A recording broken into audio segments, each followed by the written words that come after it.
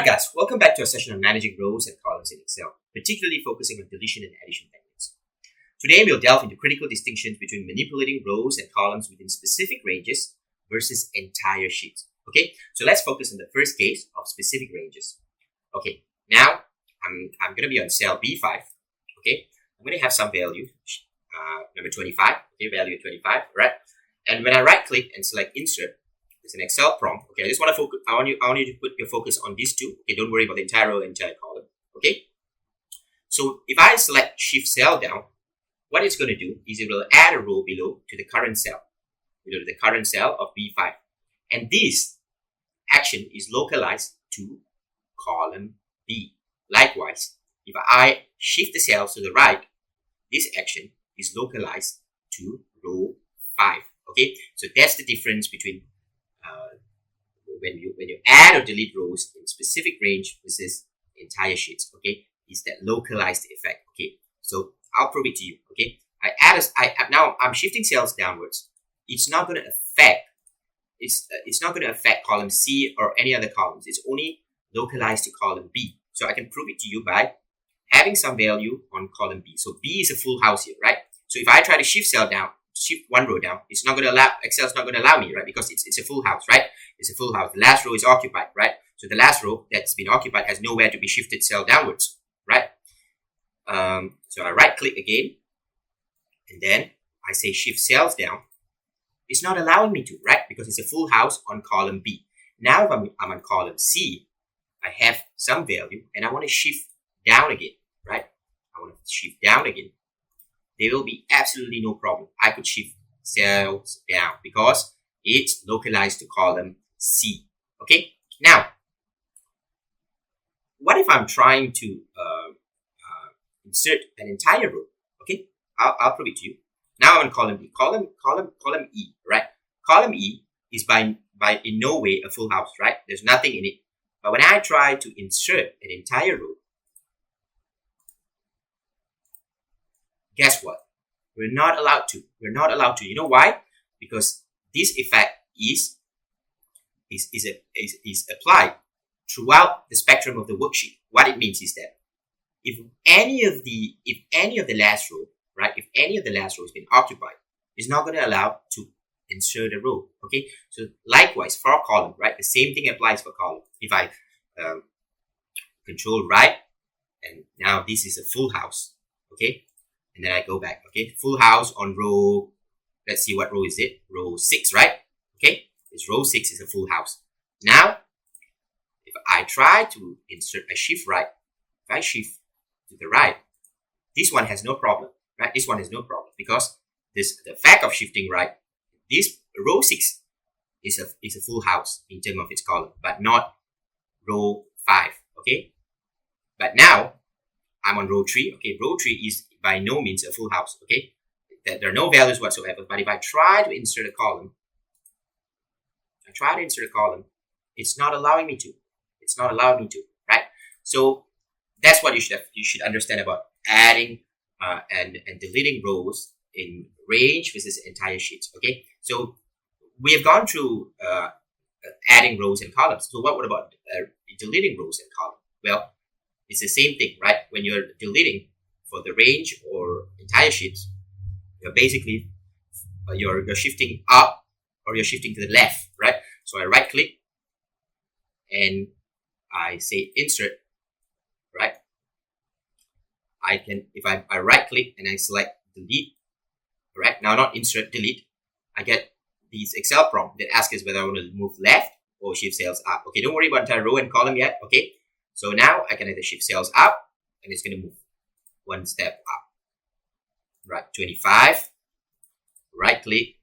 Okay, it's deleted. It's deleted basically, right?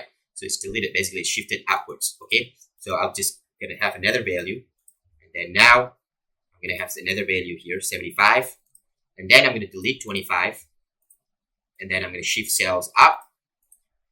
75 has shifted upwards, but it's not affecting. As I've said, it's only concentrated, localized to this column. Okay, so when I try to add an entire row, Excel's default behavior is to shift downwards, right? And this effect is across the spectrum. Likewise, when I try to delete a row, it's shifting upwards, and this effect is across the entire worksheet. Okay, so when I'm adding a column, it's shifting right. When I'm deleting column, it's shifting left. Okay, this is the default behavior for entire row and entire column, okay, of addition and deletion. But in the instance of when you're adding or deleting rows or column in a specific range, okay, you have the option of, in the case of addition, you have the option of shifting down or shifting right. In the case of deletion, you have the option of shifting up or shifting to the left. Okay, so in the context of Visual Basic application, all right, when scripting row or column deletion or addition for a specific range, it is crucial to specify the direction of shift explicitly, okay, in the case of range. Okay, so let's get on to some examples. Okay, I'm just going to clear all of this. Okay, right click, clear content, right? So everything is clear. I don't have to worry about full house anymore, right? Okay, so I'm going to insert a module. Okay, I'm just going to name it deleting rows. Okay, now the first case is I want to delete rows in range A to C. Okay, basically delete rows in range A to C. Okay, and I want to delete the rows and shift up. Okay, so I can just go and say sheet1 dot range. Okay, some range between A and C. Okay, doesn't matter. A2 to C5 maybe. Okay, and then I'm going to say dot rows dot delete, and you have to specify the shift, right? Because we're deleting rows in range. That's all. Okay, you're going to have the keyword shift XLR.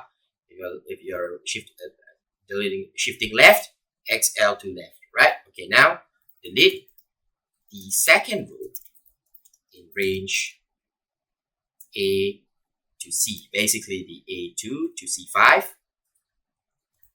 When the second row gets deleted, it's basically A3 to C3.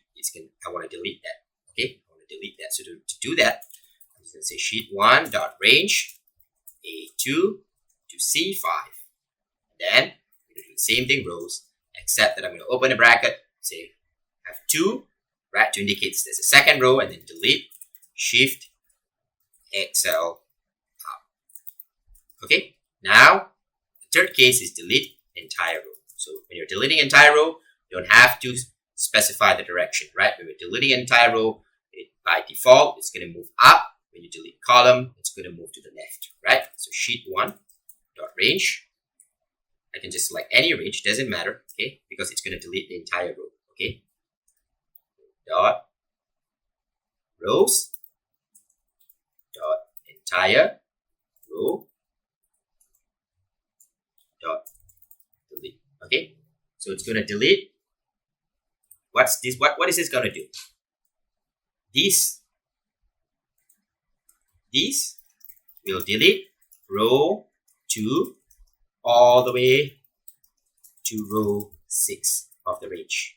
Okay, we delete row 2 all the way to row 6 of the entire row. Okay, row 2 to row 6, because we're on C2, 2 to 6, right? 2 to 6, it's gone, right? The entire row of the worksheet of 2 to 6. Okay, then what if I want to delete the second row, entire row?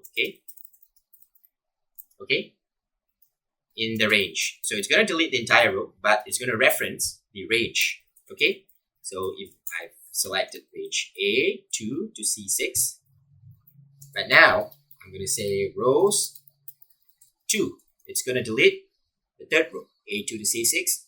The second row is the third row, right? The third row in the Excel worksheet, right? So what we do is rows 2 dot entire row dot delete, and I don't have to specify the shift direction. Okay, entire row, entire column, no need. Okay, so that's about it, guys. All right, I'll see you in the next lecture.